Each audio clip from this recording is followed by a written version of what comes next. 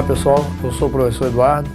Nós estamos aqui para mais uma sequência de exercícios no nosso processo de preparação ao concurso do Enem. Nós temos agora aqui uma série bastante interessante de questões de eletricidade, tema bastante comum nas provas do Enem, e essa sequência de questões irá varrer aqueles tópicos que têm mais aparecido nessas provas. Vocês vão poder observar que nós vamos passar por questões na área de eletrostática, na área de eletrodinâmica, utilização de resistores, resistências, circuitos elétricos, passando também lá pela área do magnetismo. Então, é uma sequência bastante interessante. A nossa primeira questão fica no campo da eletrostática, aquelas noções básicas de eletrização. Nós já temos a noção de que na natureza os corpos que estejam eletrizados, que estejam carregados, exercem mutuamente forças entre si. Inclusive sabemos que os corpos podem estar carregados positivamente, se tiverem excesso de cargas positivas na sua configuração, bem como podem estar carregados negativamente, aí se tiverem excesso de cargas negativas em sua configuração. Esses corpos, quando aproximados, exercem mutuamente forças entre si. E há uma lei que define o comportamento dessas forças. A lei diz basicamente que cargas da mesma espécie se repelem, de espécies contrárias se atraem. Portanto, se eu aproximo dois corpos carregados positivamente, vamos observar uma repulsão entre eles. Da mesma forma, dois corpos carregados negativamente também se repelem. Por outro lado, se eu aproximar um corpo carregado positiva de um outro carregado negativamente, haverá atração entre eles. Então, resumindo, cargas da mesma espécie se repelem, de espécies contrárias se atraem. Mas e o que acontece quando nós aproximamos um corpo carregado de um corpo neutro?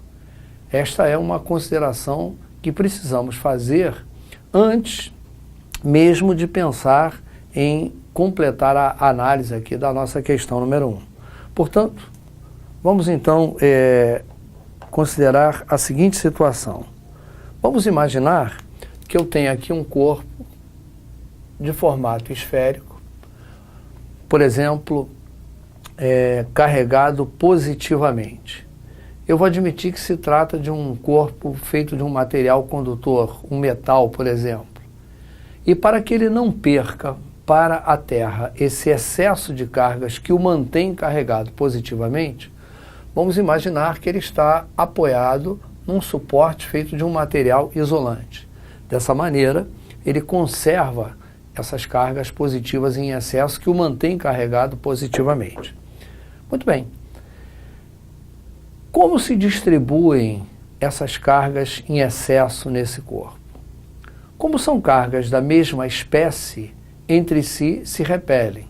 Portanto, a tendência das mesmas é ficar o mais afastado possível uma das outras. Por isso, elas se distribuem na superfície externa do corpo. E eu vou aqui representar, olha lá, esse excesso de cargas positivas distribuído, digamos, uniformemente na sua superfície externa. Eu tenho agora aqui uma segunda esfera, também metálica, também apoiada num suporte isolante, porém neutra. O fato dela estar neutra não significa que ela não tenha cargas elétricas. Isto é muito importante de se chamar a atenção. Essa esfera neutra tem cargas positivas e negativas em quantidades iguais. Por isso mesmo, nós dizemos que ela se encontra neutra ou descarregada. Se eu aproximo essa esfera neutra dessa outra que está carregada positivamente, haverá atração entre as positivas do corpo carregado e as negativas do corpo neutro. As cargas negativas, sabemos, são os elétrons. Esses, por sua posição no átomo, têm mais liberdade de movimentação, eles estão em torno do núcleo. Os prótons é que têm uma dificuldade maior de se mover. Os elétrons, então, conseguem escapar do átomo, mover-se, e por isso mesmo, nós teremos uma forte concentração de elétrons nessa região. Os elétrons migram para o mais próximo possível do corpo carregado positivamente. Ora, se os elétrons que estavam, por exemplo, nessa região migraram para cá, haverá, evidentemente, nesse lado do corpo neutro, um excesso de cargas positivas. Observe que o número de negativas e o número de positivas é igual. Esse corpo permanece neutro. Apenas houve uma separação das suas cargas devido à presença do corpo positivo. Esse processo, inclusive, recebe um nome. Eu digo que ocorreu uma polarização no mesmo. Bem, as positivas e as negativas estão se atraindo mutuamente. Então existe aqui uma força de atração representada por esta seta. Da mesma maneira, as positivas e as positivas se repelem. Eu vou também, por meio de uma seta, representar a força de repulsão. Porém, eu chamo a atenção, e fica bem evidente aqui na figura, a questão da distância. A distância entre as opostas é nitidamente menor do que a distância entre as cargas de sinais iguais.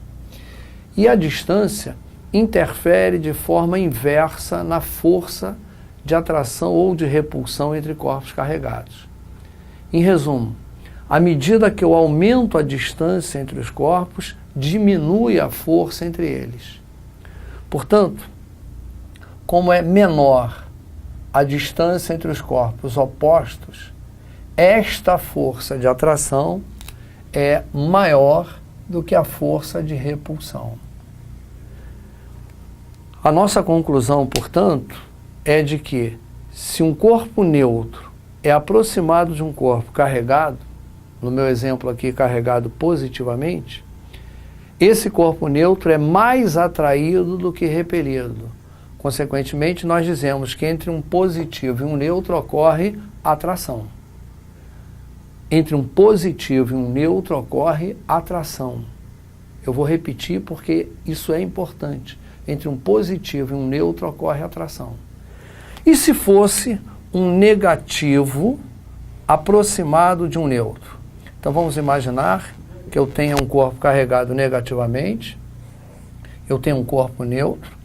A presença do negativo nas proximidades do neutro faz com que os elétrons migrem para longe do corpo negativo. Dessa maneira, haverá nessa região uma concentração maior de cargas positivas. Mais uma vez, a distância entre as opostas é menor do que a distância entre as iguais. Então, haverá atração, haverá repulsão, sendo ainda a atração maior do que a repulsão. Resumindo, corpo negativo e corpo neutro se atraem. Eu vou repetir, negativo e neutro se atraem. Portanto, a nossa conclusão geral é a de que atração é um processo que ocorre em duas circunstâncias. Quais duas circunstâncias? Se eu tiver dois corpos carregados com sinais opostos, ou se eu tiver um corpo carregado e um outro neutro. E a repulsão só ocorre entre corpos carregados com sinais iguais. É bastante importante que isso seja bem frisado. Se eu tenho positivo e negativo, o que ocorre nesse caso? Atração. Positivo e neutro, o que ocorre nesse caso? Atração. Negativo e neutro, o que vai ocorrer nesse caso? Atração. Positivo e positivo, aí eu terei o quê? Repulsão, porque são sinais iguais. Negativo e negativo, o que vai ocorrer? Repulsão, porque são sinais iguais. Então a repulsão ocorre desde que eles tenham sinais iguais, a atração ocorre desde que tenham sinais opostos, ou um carregado e o outro neutro. E uma perguntinha típica, E se eu aproximar dois corpos neutros? O que vai acontecer? Nesse caso não acontece absolutamente nada. É necessário que pelo menos um deles esteja carregado para que ocorra alguma manifestação de natureza elétrica. Bom, uma vez que já dominamos essa conceituação, vamos então à análise da nossa questão. O enunciado lá nos disse que eu tenho três esferas idênticas, olha lá, A, B e C, suspensas por meio de fios isolantes. Repito, a necessidade dos fios isolantes é para manter as esferas carregadas caso elas estejam carregadas. Se elas estivessem carregadas e fossem postas em contato com a Terra, se descarregariam imediatamente. Muito bem, então tem três esferas, A, B e C, três esferas idênticas suspensas por meio de fios. Na primeira figura eu vejo que A e B, quando aproximadas, se repelem. A ideia da repulsão está ligada a corpos carregados com sinais iguais. Então, eu não tenho dúvida de que o sinal de A é igual ao sinal de B. Ou ambas estão positivas, ou ambas estão negativas. É a única hipótese para ocorrer repulsão. Já quando eu aproximo B e C, observa-se nitidamente pela figura que ocorre atração entre B e C. E se ocorre atração, eu vou formular a seguinte hipótese baseado no que eu observei na figura anterior. A e B se repeliram. Isso significa que tanto A quanto B estão carregadas. B está carregada e com o mesmo sinal de A. B e C se atraíram.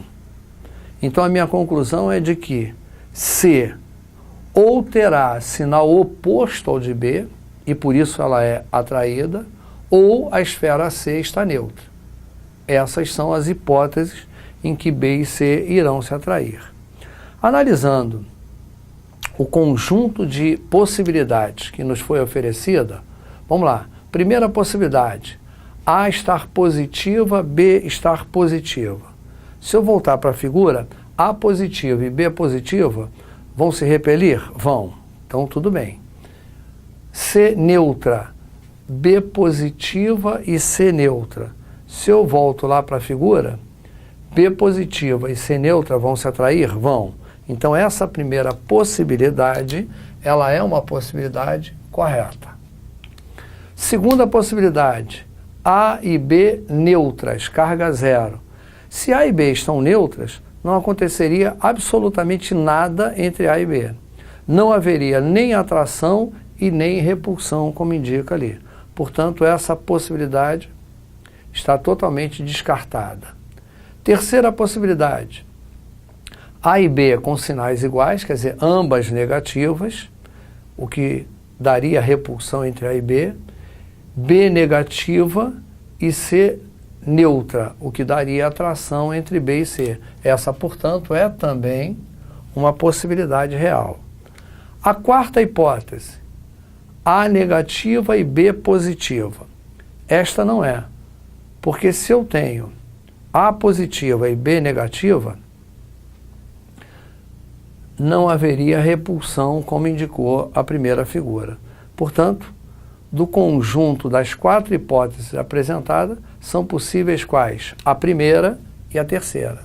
Com isso, nós assinalamos a letra B, alternativa B, como a resposta correta para a nossa questão. Essa, portanto, está resolvida. A questão de número 2 já entra na área da eletrodinâmica propriamente. E é uma questão totalmente contextualizada. Fala sobre um defeito verificado num ferro elétrico, e o defeito não estava esquentando a contento. Foi levado a uma loja e o técnico cobrou como se a resistência tivesse sido trocada por uma nova. Mas, na verdade, diz aqui o enunciado, o que ele fez foi reduzir o comprimento original da resistência em 1/8 de seu comprimento inicial. Então, a história que nos é apresentada no enunciado diz respeito a um ferro elétrico com defeito, levado a uma loja. O consumidor diz que o ferro não aquece suficientemente e o técnico reduz 1/8 do comprimento da resistência utilizada no interior desse ferro. Diz que o mesmo vai continuar trabalhando com a mesma diferença de potencial, quer dizer, ele vai continuar trabalhando na mesma voltagem. Sobre a atitude do técnico, observando-se o lado físico da operação, quer dizer, ele ter reduzido 1/8 do comprimento da resistência. Que consequências isso traz? Nós, então, devemos, antes de pensar em solucionar o problema, fazer algumas considerações de natureza teórica. No interior do ferro existe um resistor, e o resistor é utilizado exatamente com essa finalidade: converter energia elétrica em energia térmica. No resistor, nós temos as colisões dos elétrons da corrente elétrica com os átomos desse material. Como consequência dessas colisões, os átomos passam a vibrar mais intensamente, aumenta a temperatura do material e ele transfere uma grande quantidade de calor para o ambiente em que se encontra. Se esse resistor está colocado dentro de um ferro elétrico, todo o calor produzido no resistor é transferido para a chapa que existe na parte inferior do ferro. Essa chapa fica aquecida e é utilizada para passar roupa. Mas de que maneira o comprimento interfere na resistência e na capacidade de aquecimento do ferro elétrico? Nós vamos fazer aqui duas considerações. Em primeiro lugar, lembrar que a resistência elétrica, ela depende do comprimento do resistor. Há uma expressão, vamos escrevê-la aqui no quadro, dizendo que R, a resistência de um condutor, é medida pela relação ρL sobre A. Onde nessa relação, o R simboliza resistência elétrica. A letra grega ρ aqui simboliza uma grandeza chamada resistividade, que tem relação com a natureza do material utilizado. O L simboliza comprimento do condutor, e o A é a área da seção reta, quer dizer, ele está ligado à espessura do condutor. Portanto, a resistência de um resistor depende do material de que ele é feito, do seu comprimento e da sua área. A primeira percepção nossa aqui é a de que o técnico mexeu no comprimento do resistor. A relação entre comprimento e resistência, nós vemos aqui na expressão, é uma relação direta. Diminuir o comprimento acarreta diminuição da resistência. Essas grandezas são proporcionais. E de que maneira isto vai interferir na capacidade de aquecimento do ferro elétrico? A capacidade de aquecimento do ferro está associada à grandeza que nós chamamos de potência. E como o enunciado frisou que a tensão em que o ferro opera não vai alterar, a tensão é constante, e esse é um dos dados fundamentais do enunciado do problema, eu vou escrever que potência pode ser medida por U² sobre R. U é tensão, R é resistência. Eu chamo a atenção para que esta grandeza ela é constante. Se o U é constante, a potência e a resistência são inversamente proporcionais. Portanto, meu amigo, atenção, atenção. Se diminui a resistência, aumenta a potência. O ferro se torna mais potente, aquece mais. Portanto, a atitude do técnico, fisicamente falando, qual foi? Diminuiu o comprimento da resistência. Como consequência, diminuiu a resistência. Diminuindo a resistência, aumenta a potência. O ferro passa a aquecer mais e resolve o problema lá do consumidor. Portanto, se nós agora fizermos uma reanálise das alternativas que nos são oferecidas, vamos verificar se chegamos na resposta correta. As alternativas são: não haverá efeito algum. Errado. Haverá sim o efeito, o ferro vai aquecer mais. Letra B começa com o mesmo erro, não haverá efeito algum. Letra C. Devido à diminuição da resistência, ocorre um aumento da corrente, fazendo com que o ferro aqueça mais, devido ao aumento da potência dissipada por efeito Joule. Está aqui a nossa alternativa correta. Na medida em que diminui a resistência, passa mais corrente elétrica natural, já que corrente e resistência são inversamente proporcionais. Passando mais corrente, o ferro aquece mais, como consequência do aumento da potência dissipada. Então nós temos a alternativa C, justificando corretamente a pergunta da questão.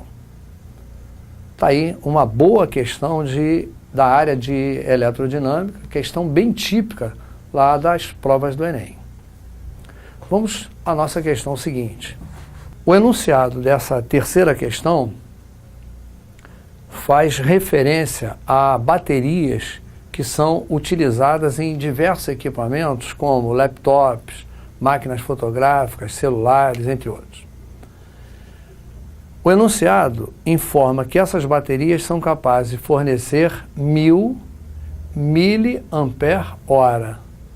Inclusive, o enunciado toma o cuidado de detalhar essa unidade para o candidato. 1000 mAh de carga. Então, ele está informando a você que isto aqui, 1000 mAh, é uma medida de carga. É uma medida de carga. Sabe-se que a carga de um elétron é 1,6 vezes 10 a menos 19 coulombs. Essa é aquela chamada carga elementar que você não precisa memorizar.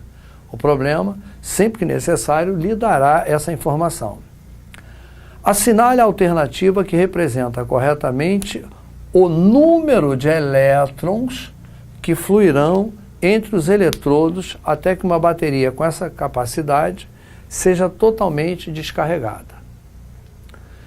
Então, ele me informou quanto de carga a bateria tem acumulada, quanto é a carga de um elétron isoladamente, admite que a bateria, foi ligada num determinado instante. Digamos que eu liguei um laptop, eu liguei um celular, até que a bateria se descarregou totalmente, até que zerou a bateria. Qual foi o número de elétrons que se moveu entre os eletrodos dessa bateria até essa descarga se dar de forma completa? Bom, nós vamos precisar, então, de fazer alguns cálculos, além de utilizar algumas expressões que temos memorizadas. A informação que o problema nos deu foi de que a carga, que eu simbolizo pela letra Q, acumulada na bateria, é de 1000 mAh. Nós vamos precisar iniciar aqui o problema fazendo alguns ajustes.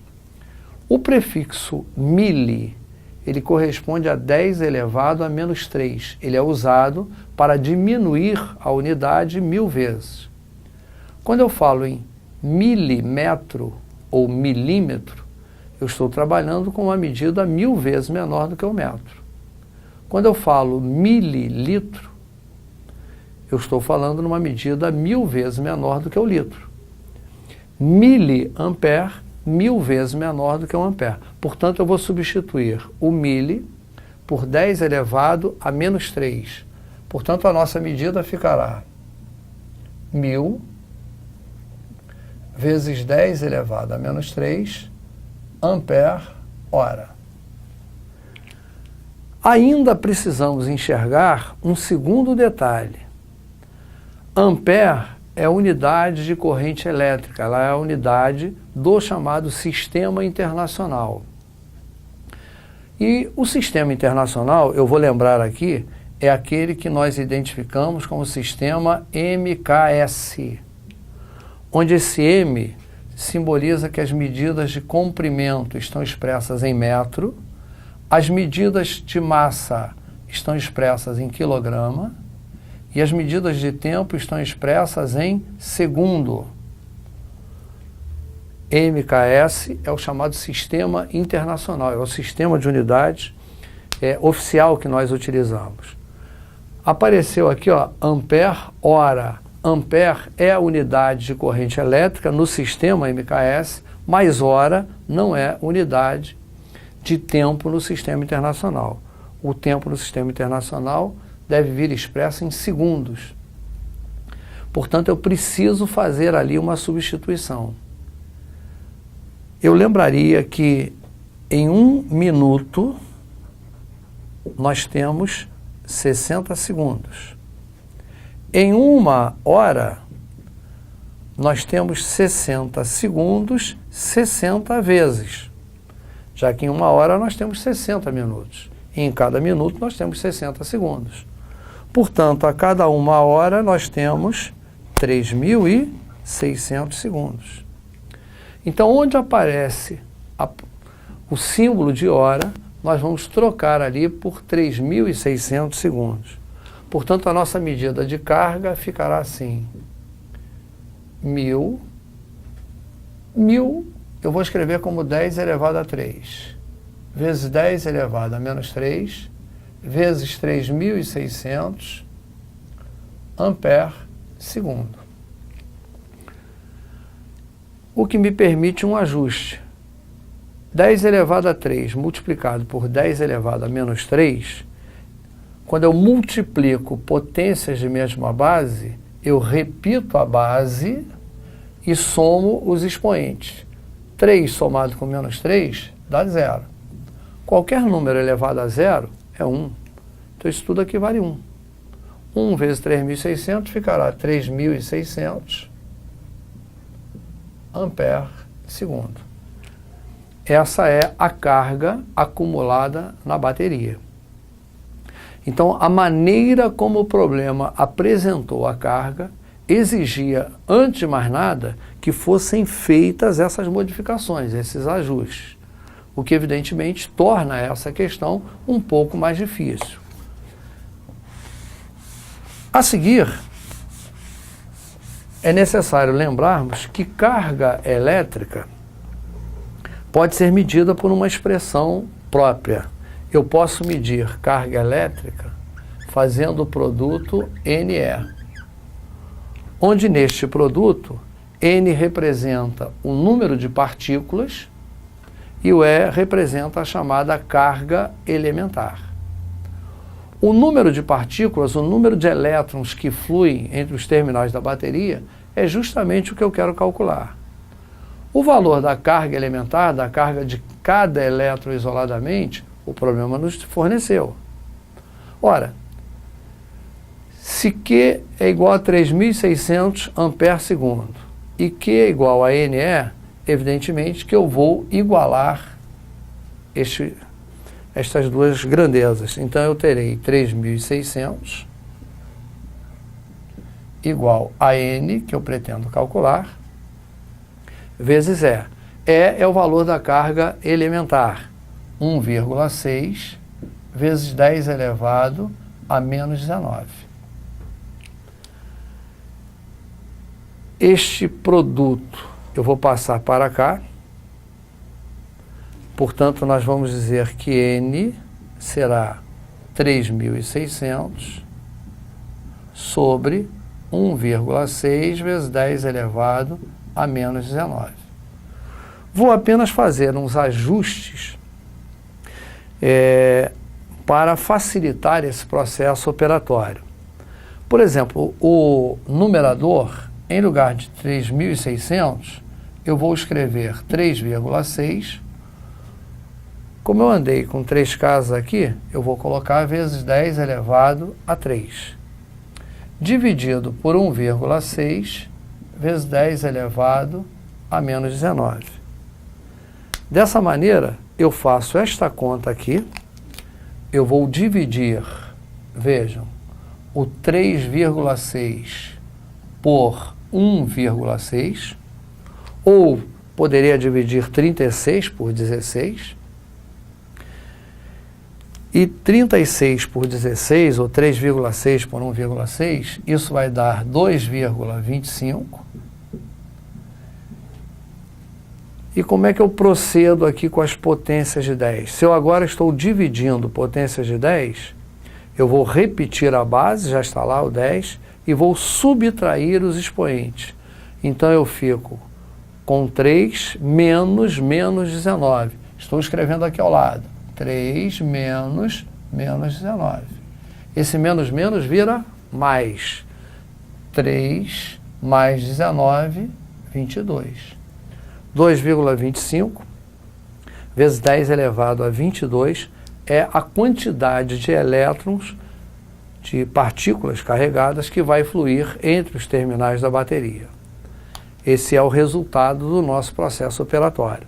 Vamos verificar nas alternativas oferecidas, o 2,25 vezes 10 elevado a 22 aparece aqui na alternativa E, que nós vamos assinalar como correta para a questão.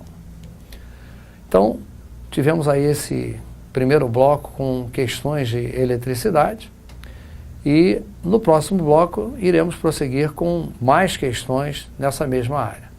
Obrigado e até lá.